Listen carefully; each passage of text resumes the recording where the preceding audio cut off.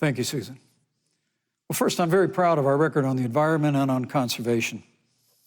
According to all of the best estimates, our air and land are cleaner than any time ever recorded.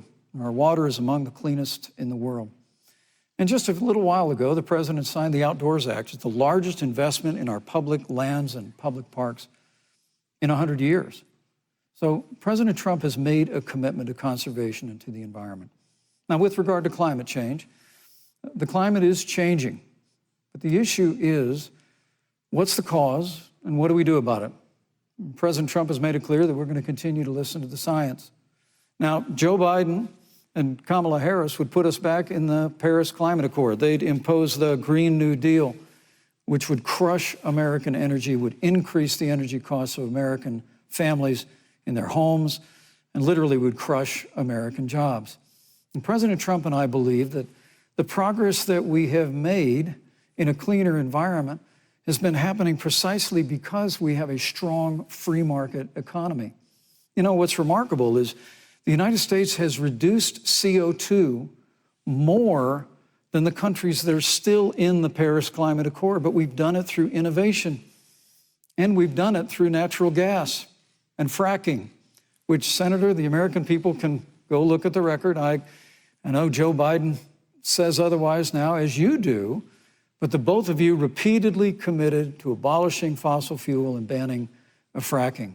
And so by creating the kind of American innovation, we're actually steering toward a stronger and better environment.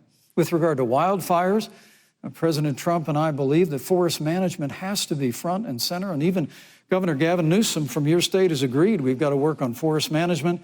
And with regard to hurricanes, the National Oceanic Administration tells us that actually as difficult as they are, Thank you, Vice President. There are no more hurricanes today than there were 100 years ago. Thank you. But many of the climate alarmists use hurricanes and wildfires to try and sell their bill of goods of a Green New Deal.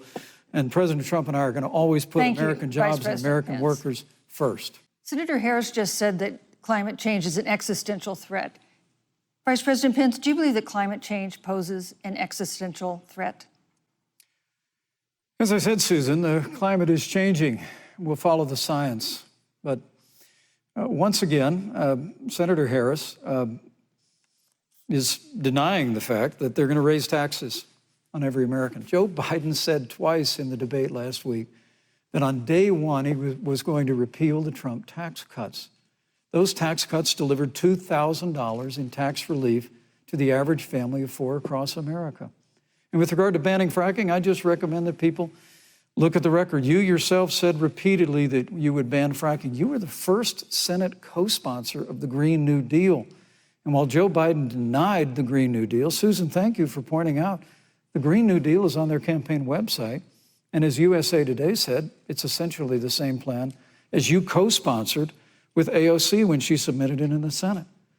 And you just heard the senator say that she's going to resubmit America to the Paris Climate Accord.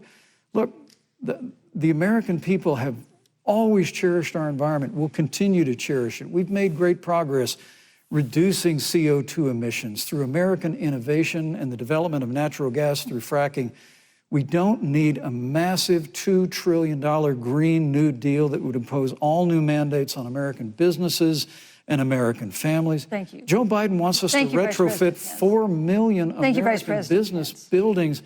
It makes no sense. It will cost jobs. President Trump is going to put America first. He's going to put jobs first, and we're going to take care of our environment and follow the science. Thank you, on the issue of jobs, Senator Harris, let's talk about that. The Vice President earlier referred to, as part of what he thinks is an accomplishment, the President's trade war with China. You lost that trade war. You lost it. What ended up happening is because of a so-called trade war with China, America lost 300,000 manufacturing jobs. Farmers have experienced bankruptcy because of it. We are in a manufacturing recession because of it. And when we look at where this administration has been, there are estimates that by the end of the term of this administration, they will have lost more jobs than almost any other presidential administration. And the American people know what I'm talking about. You know. I think about 20-year-olds. You know, we have a 20-year-old, a 20-something-year-old, who are coming out of high school and college right now, and you're wondering, is there going to be a job there for me? We're looking at people who are trying to figure out how they're going to pay rent by the end of the month. Almost half of American renters are worried about whether they're going to be able to pay rent by the end of the month. This is where the economy is in America right now, and it is because of the catastrophe and the failure of leadership of this administration. Thank you, Senator Harris. Vice President Pence, let me give you just 15 seconds to respond, because then I want to move on to Well, I'd love to respond. Look, lost the trade war with China. Joe Biden never fought it. Joe Biden has been a cheerleader for communist China over the last several decades. And again, Senator Harris, you're entitled to your opinion. You're not entitled to your own facts. When Joe Biden was vice president, we lost 200,000 manufacturing jobs, and President Obama said they were never coming back. He said we needed a magic wand to bring them back. In our first 3 years after we cut taxes, rolled back regulation, unleashed American energy, this administration saw 500,000 manufacturing jobs created. And that's exactly the kind of growth we're going to continue to see as we bring our nation through this pandemic. But a Green New Deal, your massive new mandates, your Paris Climate Accord, it's going to kill jobs this time, just like it killed jobs. I just need to respond very briefly. 15 seconds, and then we'll move on. Thank you. Joe Biden is responsible for saving America's auto industry, and you voted against it. So let's set the record straight. Thank you.